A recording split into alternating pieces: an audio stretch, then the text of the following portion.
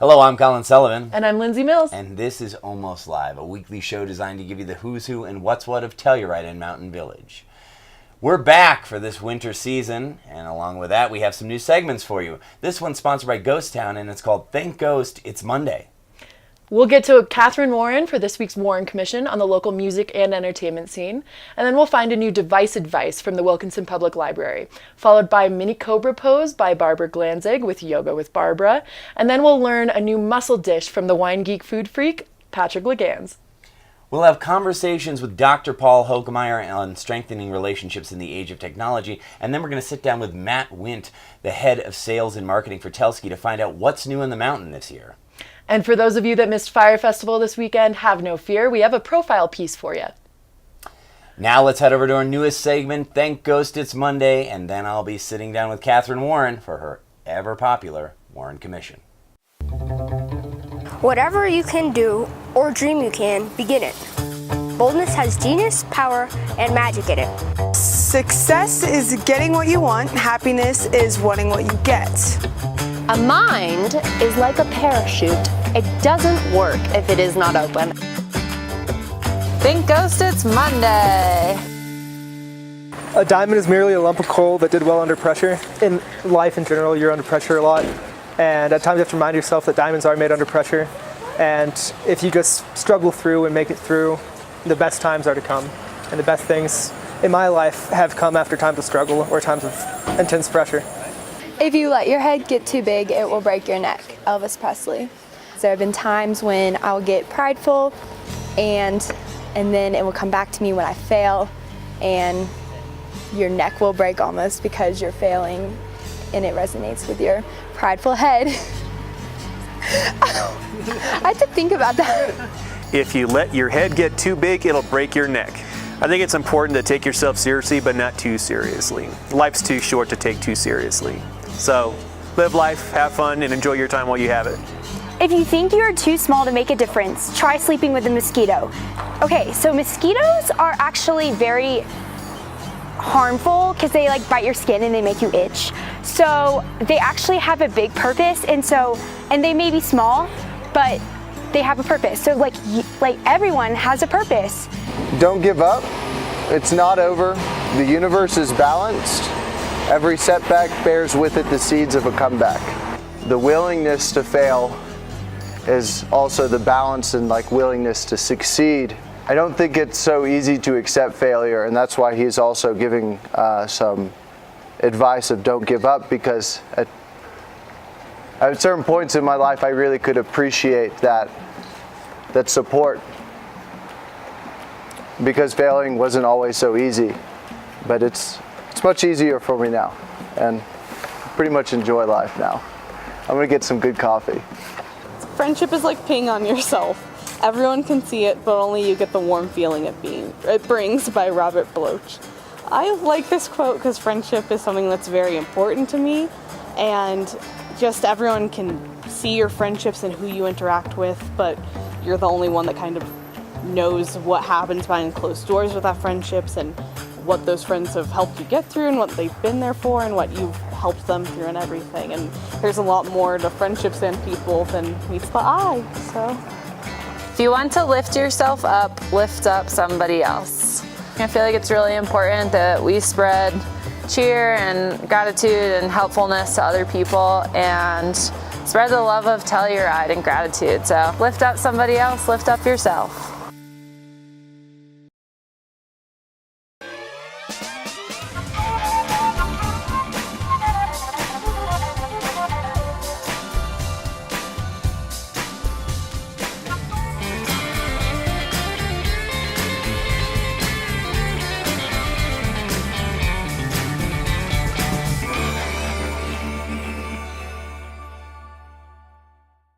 And here we are in front of the famous wall of guitars at Telluride Music with the equally famous Oh boy. Catherine Warren, everybody. Catherine Warren, you're here for your Warren Commission. Yes. You're going to tell us about what's going on, one of the most important segments on this show. And instead of your little black book, you now have a medium black book. Yes, I had to upgrade in the moleskin size department because there's just so much going on this winter. So much going on. And I'm also not sure where the other book is, but we'll find it by summertime. All right. So tell me, you begin. Yes, this Friday night is the annual winter concert at the Sheridan Opera House for Rock and Roll Academy, one of the cutest performances of the month, other than next week's Nutcracker, but we'll get there next week. And Rock and Roll Academy is a great program. You know a thing or two about the Academy. I do, yeah. They spend the whole semester teaching kids how to play in a rock band, and this is their final performance. And their final exam is a rock concert, yeah, which is pretty amazing. At the Sheridan Opera House, where rock stars have performed. Yes. So it's that's Friday at 5:30. It is free and oh so cute and lasts all night long. And it starts off with the young kids and then culminates with the high school rock band. That when you look at some of those kids, they've been playing for over 10 years and they're fabulous. And Mark Gabo does a great job with those kids, as does Brett Newman. Saturday and Sunday is Mountain Village's Holiday Prelude. Yes, talk to me about this. There's a lot going on with the Holiday Prelude. So much going on. I don't have the card, but there's a card circulating around town with the full schedule. So if you can't keep up with this, find that around town. But on Saturday, Santa's Village sets up at the Telluride Conference Center. Santa will be there taking gift requests from children. There's also kids' crafts happening there. There will be a live reindeer in Reflection Plaza at the top of the Chandala. A bar will be available at the conference center for adults while the kids meet Santa. And then free ice skating in Reflection Plaza from noon to 4. Oh, and a curling demo in the morning on the same Reflection Plaza ice skating rink at 10 a.m. And then let's see here. When the ski area closes at 4:30, there's sledding at the base of Lift 4. Oh, that's great. 6 o'clock, there's a the grand tree lighting ceremony along with caroling. And then at 6:15, there's a local kids ice skating performance back at the ice skating rink. And then from 7 to 9, DJ Soul Atomic DJs an ice skating party. And meanwhile, in between all those things, retailers in the Mountain Village Center are going to be doing kind of their own Noel night.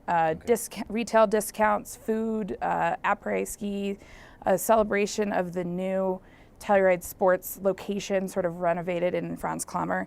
And then about half of that stuff will continue on Sunday as well from 1 to 4. Santa's Village will be set up as well. But Saturday's sort of the big hurrah. You got a family, you want to go to it. Yeah, bring the kids go to the meet bar. A reindeer. That's right. What I'm drop most the kids excited off for. at Santa. Yeah. Go to the bar. Yep. Then ride the reindeer. Yeah, and then take a picture of your kids crying on Santa's lap because that's a classic. That's a classic Christmas shot.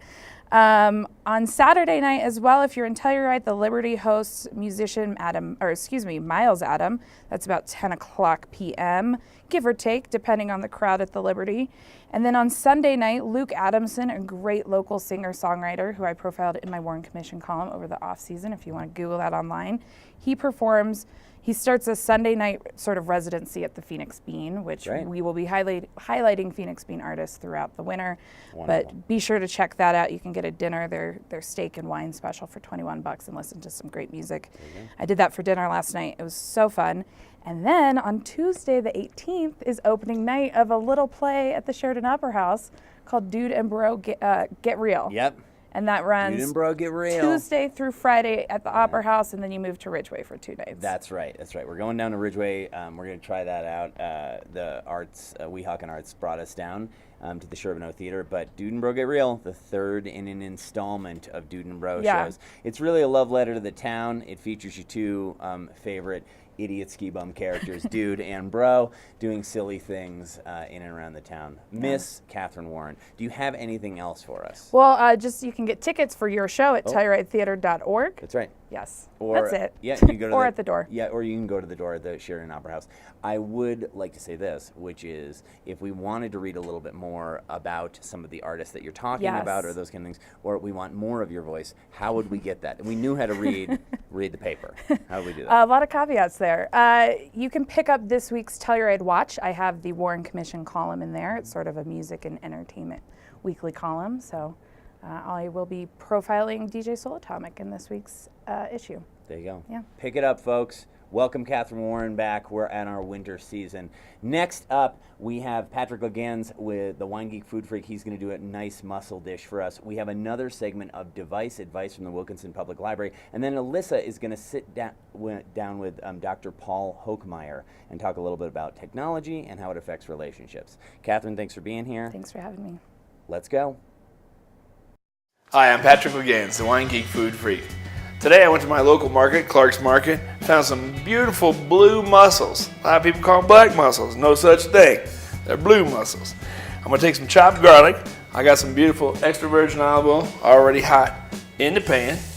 I'm going to saute these till they're just a little golden blonde. I'm going to add some Roma tomatoes, a little pinch of salt, toss those up. I'm going to add some crushed red pepper. I'm going to let these tomatoes soften up. I remember the first time I was cooking in Italy, I was in the kitchen and I wanted to say to my superiors how much I knew about the tomatoes, so I decided I'd say, I can't believe the tomatoes from Mexico. And I thought I was going to follow that up with, wow, look how much the Italians have done with the tomatoes since these short 200 years. But all I got at was the tomatoes from Mexico. The whole kitchen stopped. You could hear a pin drop. The next thing you know, the head chef, Antonio Rogers, turns to me and says, Patrick, some people will tell you that the pasta is from China. That's bull crap, man. Don't ever say that in an Italian kitchen.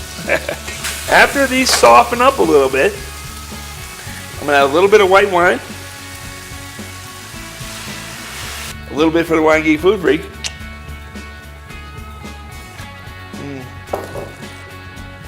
And then I'm going to add the blue mussels. Now we just reduce from here. Now the mussels have started opening up for us. Start collecting those. Now mussels are alive until we put them in here, so if they don't open up, it means they were dead before you got them. Don't eat those. Sometimes you can hit them a little bit, make them give up. All right, I'm going to take the back side of a slotted spoon, get after it here for just a second.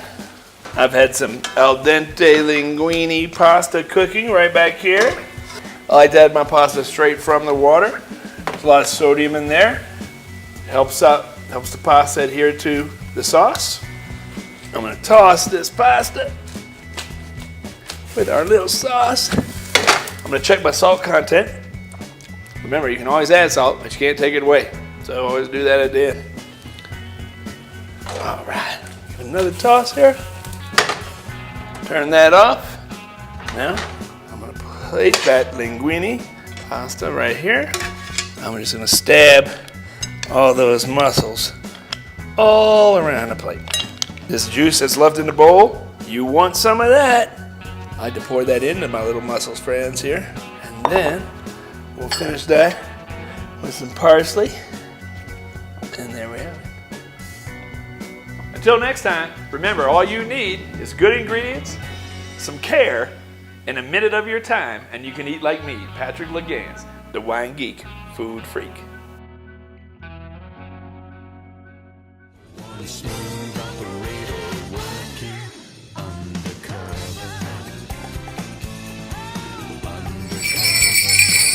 Holiday greetings from Between the Covers Bookstore, Telluride's independent bookshop since 1974. We are in the thick of holiday book selling, along with cards and stocking stuffers, while High Alpine Coffee Bar, the cozy cafe in the back, is busy whipping up eggnog lattes and peppermint mochas. Pop in for a warm-up and check out the hand-blown glass straws made in Paonia and their leather-wrapped mason jars, the custom leatherwork coming from Crossbow Leather just down the street. 2 products that make your drinking habits environmentally sustainable. We've got 2 events coming up in the week leading up to Christmas, providing you with plenty of opportunities to have books inscribed to all those lucky loos on your list. First up on Tuesday, December 18th at 6 p.m. at the library, another installment of our ongoing collaboration with the Wilkinson Public Library called Authors Uncovered. And that's going to be this round with Marla Meredith. Marla is a celebrity food and lifestyle blogger, but above all, a lover of mountain culture, which comes through loud and clear in this book. High Alpine Cuisine, inspired dishes from extraordinary mountain escapes around the world. After growing up on Long Island and then a 13-year stint in Southern California, She and her family settled in Telluride in 2012, which is the perfect place to continue her self-proclaimed love affair with sturdy alpine food. As a solo traveler, Marla has skied all over the world at different alpine locales, all the while collecting combinations of high-altitude foods and fashions with attitude. Aside from developing the recipes, she also styles and photographs all of the creations on her blog and in her books. Across social platforms, Marla has over 1 million followers. Are you one of them? When not corralling her 2 kids and 2 hounds in Telluride, she can be found on NBC's Weekend Today, in Parenting Magazine, Bon Appetit, and the Huffington Post. The gals at the library are pulling out that cooking cart for this one. So in addition to a reading and a Q&A, there will also be a cooking demo, and of course, you know what that means, a tasting. Her curated collection of energy-packed comfort foods include fried apple rings, Chamonix onion soup gratiné, Colorado lamb with cinnamon chimayo chili rub, and no-churn mountain pine ice cream, which is made with a cup of spruce or pine needles, which is a really easy ingredient to procure locally. It's all washed down maybe with an Alpenglow martini, which uses fresh rhubarb as its base, giving it that familiar golden hour hue. You can even learn how to make your own strawberry lavender granola, perfect for chairlift snacking. That's Marla Meredith at the library on Tuesday, December 18th at 6 p.m. Our second event during the most fun week of the year for Telluride merchants is a happy hour book launch party on Thursday, December 20th from 5 to 6 p.m. right here at BTC for another talented local lady, painter and horsewoman Nancy B. Frank. If you've been to Studio G recently, the full-service spa across the street from the library, you might have seen those gorgeous supersized paintings on the walls that are featuring Nancy's paintings in the book, Up Close and Personal, the equine paintings. Arranged as a travelogue, hitting spots like Portugal, Uruguay, Patagonia, Costa Rica, and all over the American West, Nancy uses her paintings, inspired by her travel photos, to tell some very personal stories. Nancy earned an MFA in photo printmaking at the University of Wisconsin-Madison after receiving a BFA in painting at Ohio Wesleyan. In general, she paints figurative realism in acrylic on canvas, but she's worked in mediums as varied as painted wooden jewelry, sculptured cakes, photography, and has even designed and painted furniture as well. From her travels and experiences around the world as an equestrian, she originally found her passion as a painter of horses. Up Close and Personal features images that explore the sometimes troubled, sometimes harmonious relationship between horse and human. It spills onto the page as a well-traveled narrative. Nancy's lived in Telluride since 1989, currently with 2 cats, 3 horses, and a chocolate lab named Loeffler. Her pup's name is a nod to her late father's middle name, as in Robert Loeffler Frank, whose posthumous children's book is hot off the press, which Nancy will also be signing. It's titled Our Forest and is a story told in rhyming verse, detailed with really beautiful illustrations. It delves into the lives of 4 woodland creatures as they work together to overcome whatever comes their way. What kiddo or adult can't use a little bit of that every once in a while?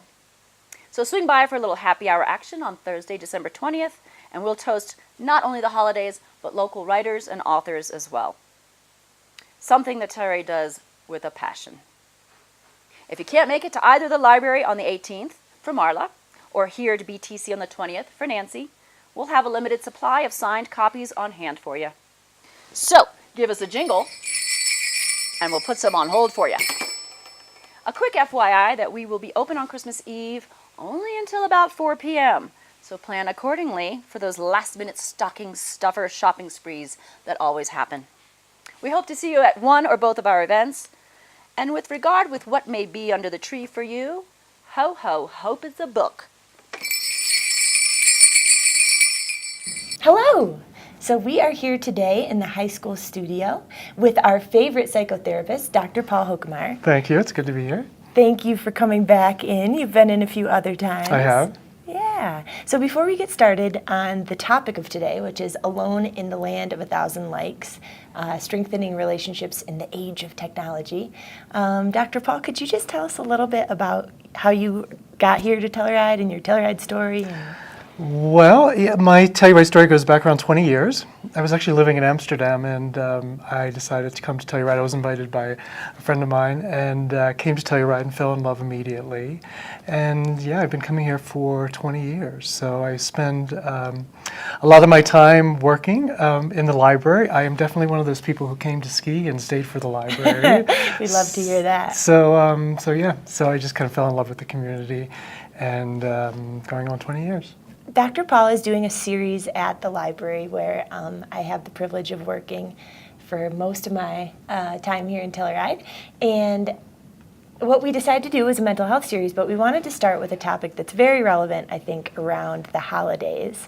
And something we all need to, I think, be cognizant of, which is how to sort of use social media in a way that's valuable versus destructive to our psychology and our relationships. Could you tell us a little bit about how you became passionate about this topic? Or? Yeah, I think it's my work. I look at I work on three different levels. So the first level is what's called the intrapersonal. So it's kind of what happens in our mind. The second is interpersonally. So what happens in relationship. And then the third is what happens social culturally. So what's in the zeitgeist. And I think that the internet has had an extraordinary impact on all three of those levels of our being. And so when we decided to have this series, we engaged in a thoughtful conversation, we being you and me, about what we really wanted to focus on. And one of the things that we recognized was that Telluride, the connections in Telluride are extraordinary. And the power here, the capacity to heal and to grow and to change is extraordinary.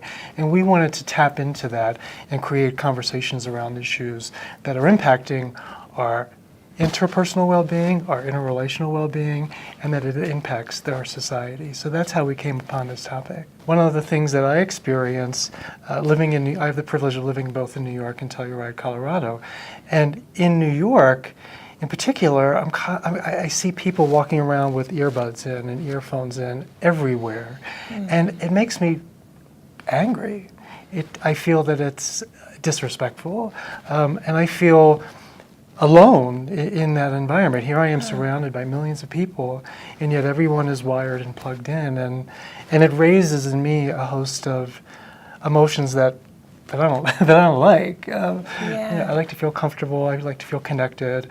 I like to feel calm, and just seeing that out there in the world causes me an enormous amount of distress. I guess in that sense, what do you see as some ways to combat that? Or would you advocate that everyone yanks their earbuds out and throws their smartphone out the window? So we can't kind of do what's in psychological terms called splitting, where everything becomes black and white.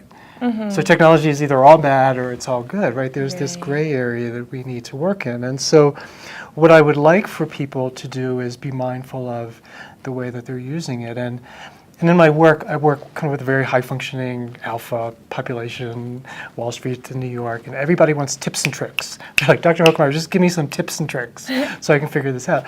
And I don't really have any here. The advice that I have is age-old.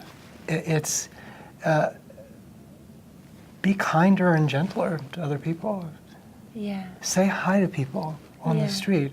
And make an effort to do that, because when we do that, there's a potential to be rejected. And so we have to kind of push ourselves out. And I think in the world that we're living in, which has become so divisive, that the separations between the haves and the have-nots, between if you're an American citizen or you're an immigrant, the whole political discourse is one about separation and division. Right. And I think as a human race, as a human being, we need to actively strive to have those human connections again. Yeah. And so we have run into these technologies at different stages in human evolution, but it does seem like there's a very different flavor to the rate at which it's happening now. Right. So if you could just touch on sort of the science of how it's affecting our brains and maybe how this current moment differs from some of these challenges we've run into before as humans. Well, I think that you raised a very good point, two very good points actually, which is that it's the pace with which this technology has assaulted us, essentially, is so fast. And then the impact that it's had on our central nervous system. the internet causes us to release dopamine, which is a neurotransmitter, which is our feel good. It's an endogenous opioid. So it makes us just feel really terrific. So if we're cruising online and we're like a compulsive shopper and we find that perfect pair of Patagonia boots, for instance, we get a shot of dopamine. Or if we put something on social media and we get like 150 likes, then we get a shot of dopamine. And that has a extraordinarily addictive quality to it, that most addictions, behavioral addictions in particular, are a function of dopamine production. We know that the data shows that different personality types use it in different ways. So introverts use it as a way to compensate for their social network, and extroverts use it as a way to enhance it. So there is some positive. I think we just need to be fully aware of all of the data that we're putting out there is being mined. So Mark Zuckerberg is not running a charity. He's running a business. And so I think it's up for us as human beings, if we feel that it's become an artificial construct, then it's up to us to interject an element of humanness into it. But I do love that, interjecting, because it's true. I think that some of the choices are to either not use it, to literally throw it in the gutter like we talked about, or to try to be the change we want to see when we're using it. And those are I know our whole point is that it's not black and white, but to me those are two really specific avenues I've seen different friends adopt. I have friends who have said, I'm done. I'm off Facebook, I'm off Instagram, which I really respect. I agree. And then I have friends who are like, I don't love everything about it, but I think I can engage, I think I can shift the tone by what I post or by actively thinking about some of these things and trying to change. Which has an element of activism to it, which I think is really important. Dr. Paul, thank you so much for being here. Thank you. Such a fascinating topic, and such a pleasure always to chat. If you enjoyed what you heard here today, Paul will be live at the Wilkinson the second Monday of January and February to finish out the mental health series. So January 14th, 6 p.m., he'll be talking about suicide in our mountain town, when a bluebird day isn't. We've all been there. And February 11th, he will be finishing with addiction in the Box Canyon, when the peak isn't high enough. So please do consider joining us for those. And Dr. Paul, thank you again. Thank you. It's a pleasure. Hope you guys enjoyed it as much as I did. See you next time. Thanks a lot, Alyssa. You can catch Dr. Paul in person at the library the second Monday of January and February. And now I am here with the Vice President of Sales and Marketing for the ski area, Mr. Matt Windt. Thanks for having me. It's great to be here. Yeah, it's great to have you here. I have a lot of questions for you. I'm ready. We have to start with the quintessential one with everybody on this couch, which is, how did you make it here? How did you get here? Gosh, I'm originally from Pennsylvania. We've lived in Colorado since about 2002, and this is our fourth winter in Telluride. So we've been here, just over 3.5 years. And gosh, we've lived in a couple different mountain towns in Colorado, but Telluride's always sort of been our favorite.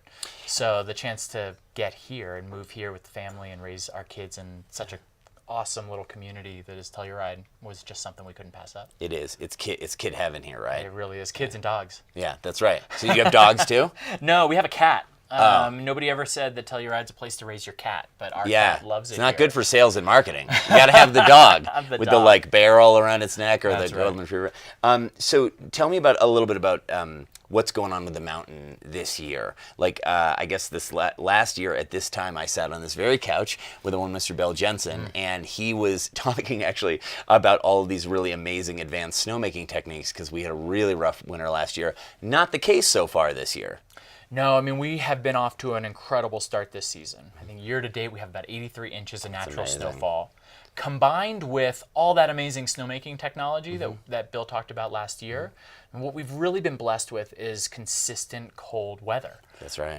That has allowed us to get access to the meadows and Lift 4, much sooner than we had last year, and continue to make snow up in the Lift 5, Lift 6. Gosh, we're already working on the Telluride Trail side, that ski access into town, down into Coonskin. We've moved equipment over into Butterfly. We're working over on Lift 10. I mean, we're just so far ahead of last year. Fun fact for you, last year in the month of November, we had 16 inches of snow. This year, we only had 22 inches. Yeah. So really our natural snowfall came in October, and then we had that great storm in early December that really got us rocking and rolling. Opened some of the natural terrain on Lift 4, got us into Lift 5. It's why we're skiing Lift 6, and it's why we're skiing Lift 9 tomorrow. Amazing. You're opening Lift 9. That's this is great. This is our favorite. This is the locals lift and everything like that. It's the locals lift, and tomorrow on Wednesday, it's going to open for a community preview. So it's going to open regular hours, but that means we're going to open it for one day, and then we're going to close it. And Ski Patrol is going to go out and they're going to assess sort of the condition of the snowpack. And then as soon as we can reopen it, and we're thinking that's about Wednesday the 19th, so another week later, we plan to open Lift 9 for the season. So I encourage the community to get out there, tear up that powder, have a great time. Do it. Be safe. It's early season conditions, but enjoy it. This is our thank you to the community. Lift 9's our chair, and it's incredible terrain. And when we have snowfall like this over on Lift 9, we need to ski it, right? It's got to be skied. That's what's best for the snowpack and stability, and it really helps Ski Patrol. You have a great job because you just get to, especially when there's snowfall like this, right? Because you just get to promote one of the greatest ski areas in Colorado. And in fact, Condé Nast Traveler, right, has named you guys the best ski area 6 out of 7 years or something like that? For the 6th year out of 7, the readers of Condé Nast, they put out an annual reader survey. Yeah. And for the 6th out of 7th year, Telluride's been rated the #1 ski resort in the U.S. and Canada. So there's some pretty incredible resorts, in North America. And we are really honored to achieve that accolade for so many years. It's really a community-wide effort. Telluride, the experience here is so much more than lifts and snow. And I think that's, to be the #1 resort requires this experience and this level of service. And that's what we talk about with the community and really appreciate from the community. Our #1 focus is the experience our guests have. That, when you combine that unique twist with the incredible terrain and our scenery and everything else that's unique and different, the character of town, this old historic mining town, all of that becomes this package that is unlike anything else in North America. It's not hard to sell with snow. Well, I'm sure your job. Am I overselling it? No, it's it's perfect. And actually, what I want to talk about is actually getting people here, because Telluride's kind of at the end of the earth here. It's not as accessible right off the highways and things like that, like Aspen. But you guys have done a variety of things this year, including negotiating to get some more flight service here into Telluride. You guys are part of the Epic Pass now, right? You built an app. So talk a little bit about those things. Gosh, that's 3 questions in one. I know, it's a lot. It's a lot. We're super excited about our alliance with the Epic Pass. So for the first winter of a multi-year alliance, Epic Pass holders now have access to Telluride. Full Epic Pass holders on the Epic Pass, the Epic 7, and Epic 4 now have access to ski in Telluride. And what we learned through our conversations is that most of them live in our nonstop flight markets. They're in New York and Chicago and California and Texas, Atlanta and the Southeast. So now all of these pass holders, have access because of their pass product. And because of the hard work of the Colorado Flight Alliance, they're really the partner, the tip of the spear in terms of access into Telluride. Now the combination of those variables and the new flights, right? So daily service from Newark that we've never had before. That's amazing. 3 flights a day, up to 3 flights a day from Dallas. That's great for Texas, but it's great for the Southeast. It's great for our guests on the East Coast. That connection, multiple connections now available through Dallas, through Chicago, through Denver.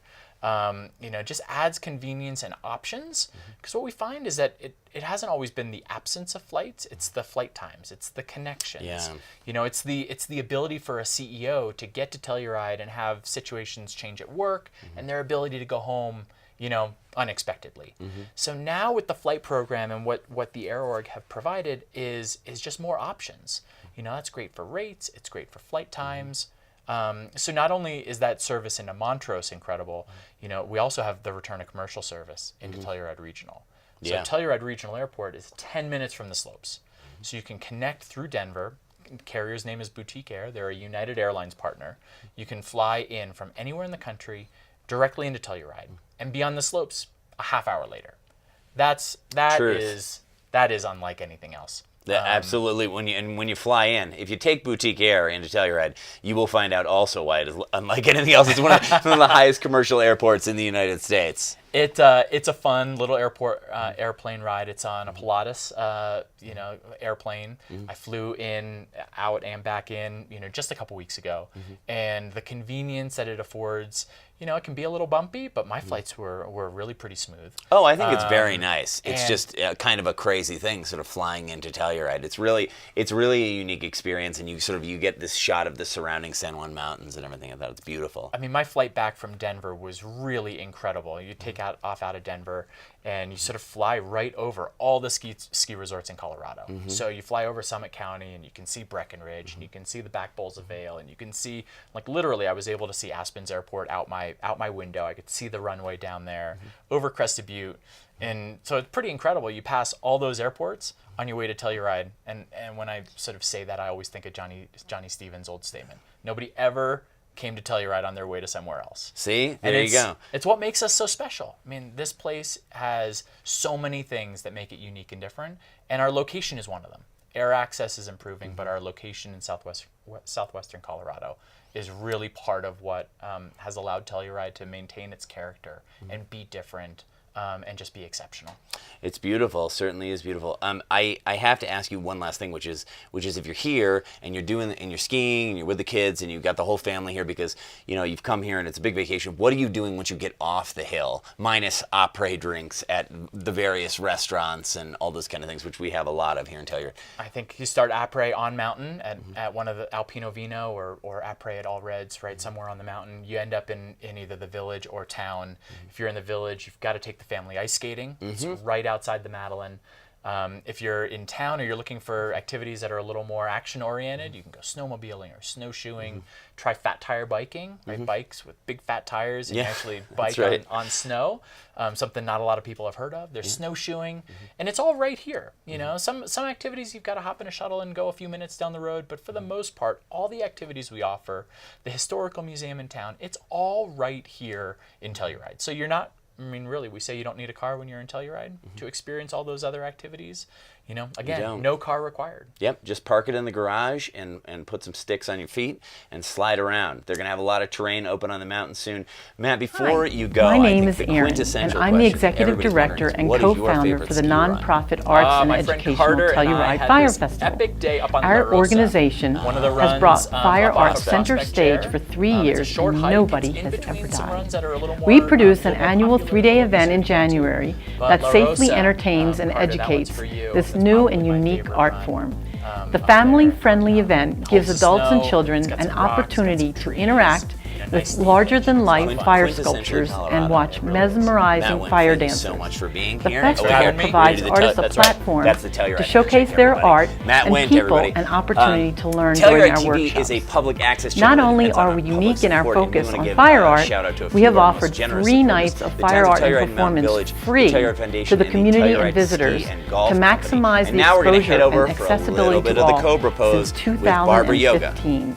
Our driving purpose is to educate, from mastering life skills to learning welding, glass blowing, or fire spinning. We are more than an artistic platform. Every year we offer workshops for youth and adults. One of our workshops for at-risk and underprivileged youth resulted in a fire art creation that was showcased at the event and now tours the state. Giving access to these regional youth and having them interact with peers from other counties gives them a unique and positive opportunity for growth. We are fundraising to help pay for the student scholarship workshops and pay fire artists to display their art. Join us for this exciting festival, and please consider a donation of time or money in support of the Telluride Fire Festival. Come to the mat or the floor and lie down on your bellies. Bring the forehead on the mat, point the toes, and rotate your thighs inwards. Then reach your arms back, and first allow the shoulder blades to really fall forward. Then on an inhale, I want you to tuck the shoulder blades and anchor them. Bend the elbows and reach your hands somewhat underneath your shoulders. For some people, it may be possible to go all the way back. For others, you may not be there today. Keep the legs super strong. Press your pubic bone ever so gently into the mat. Exhale, completely gaze towards the nose. On an inhale, just lift the heart with your back muscles. Keep the chin tucked. Reach your heart forward. And stay here for 1, 2, 3, 4, and 5. Exhale down and release. Allow your back to completely relax. And then let's do that one more time. So point the toes, inwardly rotate the thighs, bring the pubic bone a little towards the floor, tuck your shoulder blades, anchor the scapula, exhale. On an inhale, just raise your heart, keep the chin tucked, and move the heart forward and upward with your back muscles for 1, 2, gaze in the direction of the nose tip, 3, 4, and 5. Exhale down. Then curl your toes under, push up, and come into child's pose. Keep your arms forward and stay here for about 5 to 10 breaths.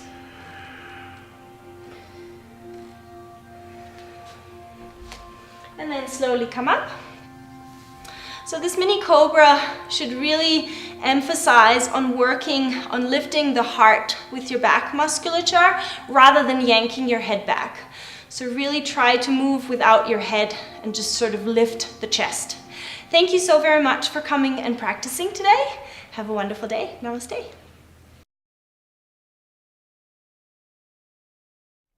Thank you, Barbara, for teaching us a great mini cobra pose. That pose actually helps alleviate depression and back pain. There you go. So we're going to move on to a segment here with Firefest soon. Yes. And it was the 4th annual Firefest this year. And you were heavily involved this year. Yes, I was. They hired me to be an MC.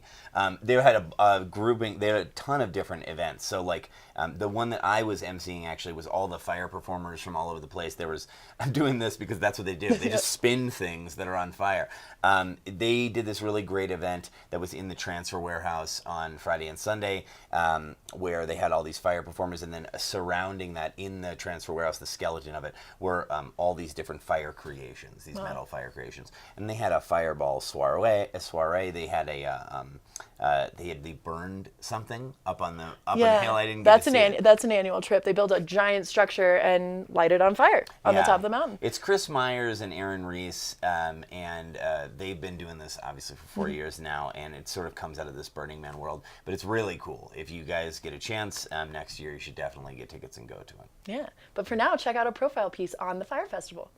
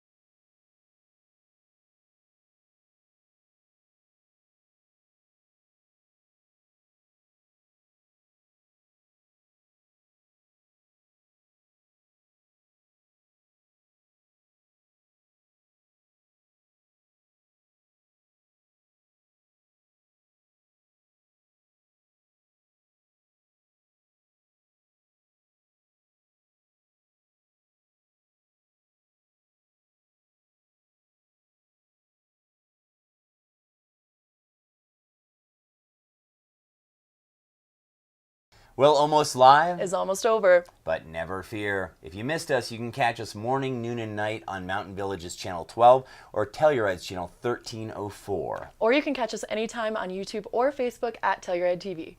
See you this winter. See you later. So tell me a little bit about that.